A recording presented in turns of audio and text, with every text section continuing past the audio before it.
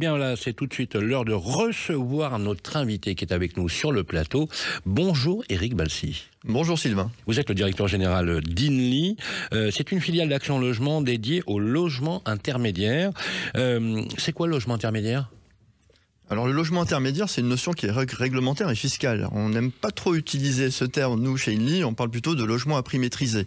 Alors le logement intermédiaire, dans sa définition, il y a un avantage fiscal qui est une TVA 10, ainsi qu'un crédit d'impôt qui vient couvrir le montant de la taxe foncière, donc il y a un avantage pour encourager la production. Alors si le logement intermédiaire existe, c'est grâce à des acteurs comme INLI, qui avaient déjà anticipé ce besoin il y a longtemps, puisqu'on a du logement social qui est très connu avec les sociétés d'HLM, et puis on avait des structures équivalentes à INLI, qui sont devenues finalement INLI avec le regroupement. Une initiative qui permettait de dire, mais on a aussi toute une catégorie souvent de salariés, mais pas que, de gens de la classe moyenne qui ne trouvaient pas des logements pour se loger. Est-ce qu'on peut résumer le logement intermédiaire en disant, voilà, je suis pas assez riche, entre guillemets, ou j'ai pas les moyens d'accéder au marché locatif privé, avec des loyers, et peut-être trop riche pour aller dans le logement social. On peut dire ça comme ça ? C'est exactement ça. Ça parle aux Français. On n'est souvent pas éligible au logement social, mais on n'est pas riche pour autant. Absolument. Justement, pourquoi c'est si difficile de se loger aujourd'hui ? Alors aujourd'hui, il y a beaucoup de choses. Alors c'était déjà vrai il y a quelques temps, mais plusieurs années, mais aujourd'hui c'est encore plus difficile. Il y a une crise profonde, et c'est vrai que quand on interroge nous-mêmes, on a fait une enquête avec Opinionway, 91% des Français estiment qu'il y a une crise profonde, et c'est une réalité. La construction neuve déjà, elle est quasiment à l'arrêt, ou alors c'est très réduit. Les taux d'intérêt ont augmenté, on a beaucoup moins d'investisseurs institutionnels aussi qui viennent investir et compléter le dispositif. On a de l'autre côté le logement social qui a eu aussi quelques difficultés, des ponctions de l'État. Il y a eu la réduction de loyer de solidarité, etc.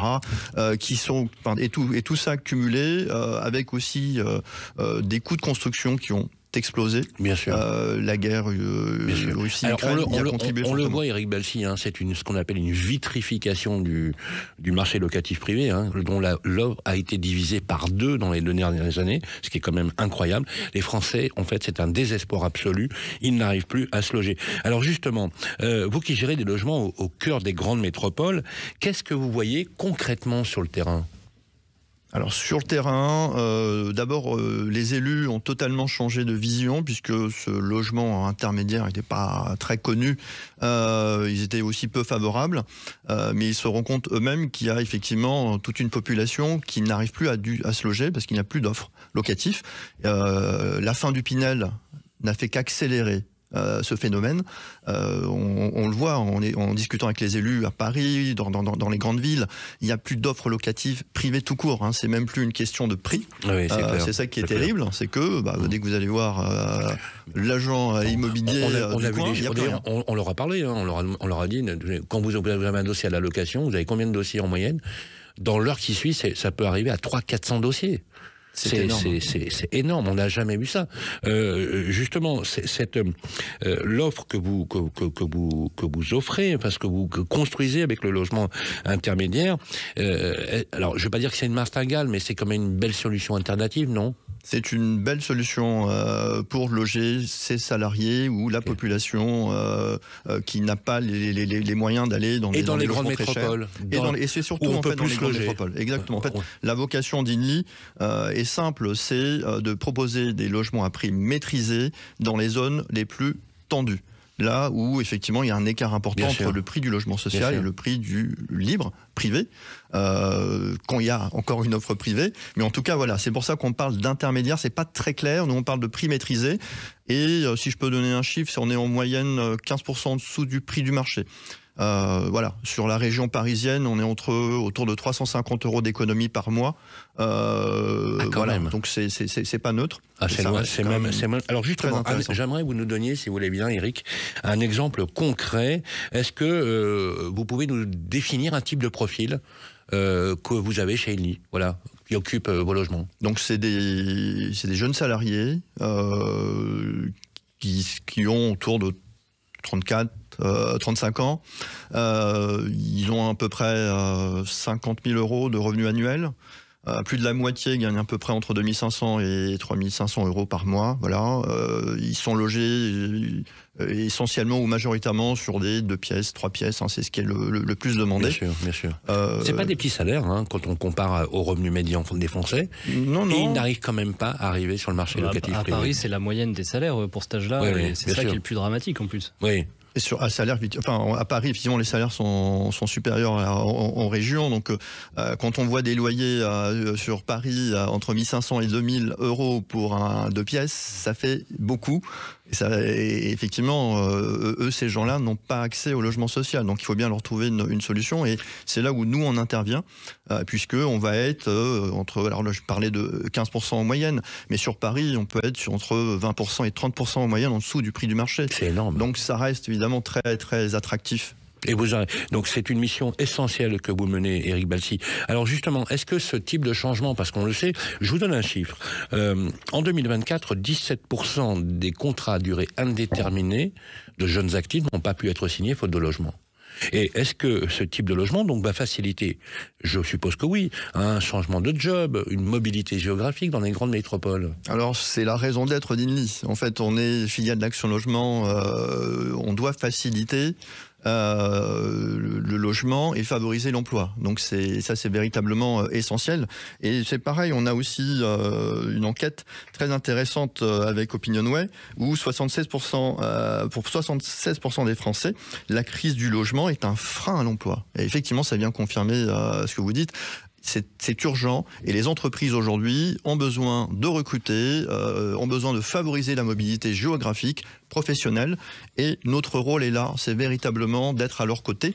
Nos clients, évidemment, ce sont les personnes physiques, donc les salariés, mais aussi surtout les entreprises. Alors les entreprises, justement, rapidement, est-ce qu'elles sont sensibles à ce que vous faites et est-ce qu'elles participent justement à cet effort, conjugué d'ailleurs avec les élus locaux? Exactement. Alors, et les élus locaux et les entreprises participent. On organise parfois des rencontres, des rendez-vous.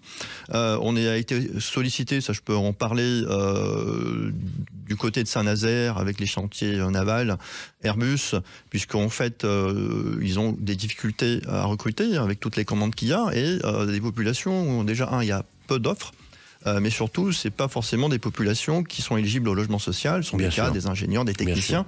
Et donc, on y a été, on y a répondu favorablement. Et donc là, on va accélérer la construction sur ce territoire pour venir soutenir un territoire industriel très important pour nous en France. On va continuer d'ailleurs sur ce sujet parce que c'est très important ce que vous dites. Merci en tout cas d'être avec nous. Vous restez avec nous, on va continuer cet entretien. On va voir d'ailleurs où se trouvent ces logements et comment faire pour candidater.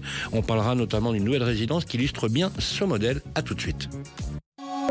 Basile, votre application de recherche immobilière, présente Sud Radio, Parlons Immo, midi 13h, Sylvain Lévy-Valency. Mais oui, les amis, on parle de votre logement, de votre immobilier, de tous les sujets que vous connaissez au quotidien. On est là pour ça, partout en France, justement, sur toutes les fréquences de Sud Radio, Parlons Immo. Et si vous êtes à table, on vous souhaite un excellent appétit avec toute l'équipe de Radio Immo et de Sud Radio, bien sûr. Alors, justement, notre ami Éric Balsi est resté avec nous. Vous êtes le directeur général d'Inly.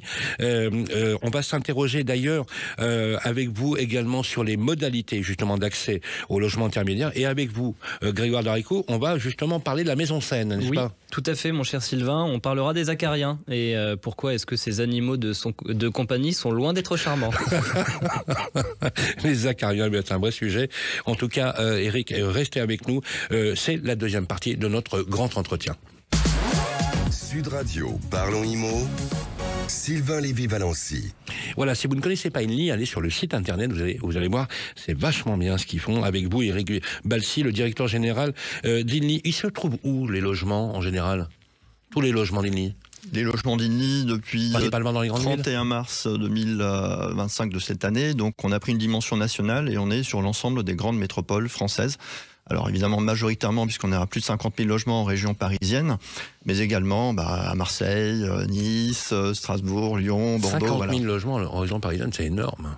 Alors 80 000 donc au niveau national et effectivement 53 000 en région parisienne. Et vous développez ? Et on se développe, on a un objectif de 4000 nouveaux logements par an.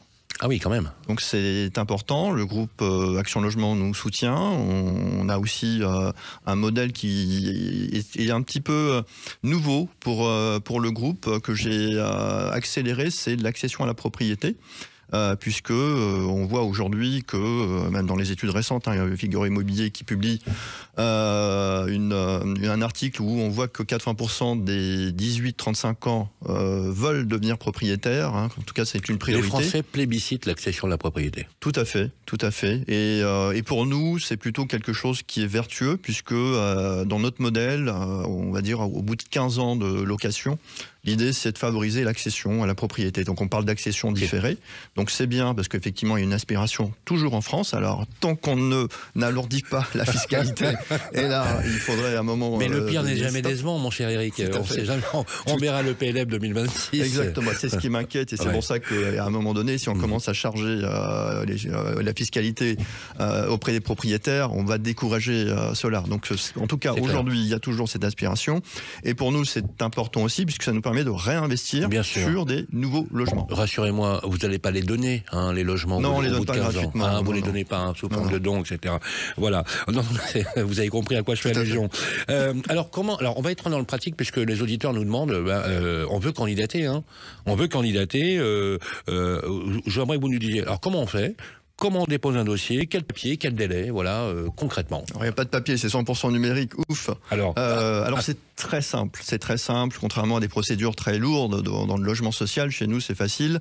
Il suffit d'aller sur le site internet inli.fr. On s'inscrit. Il y a des offres et on postule. Alors, ça, c'est le côté facile.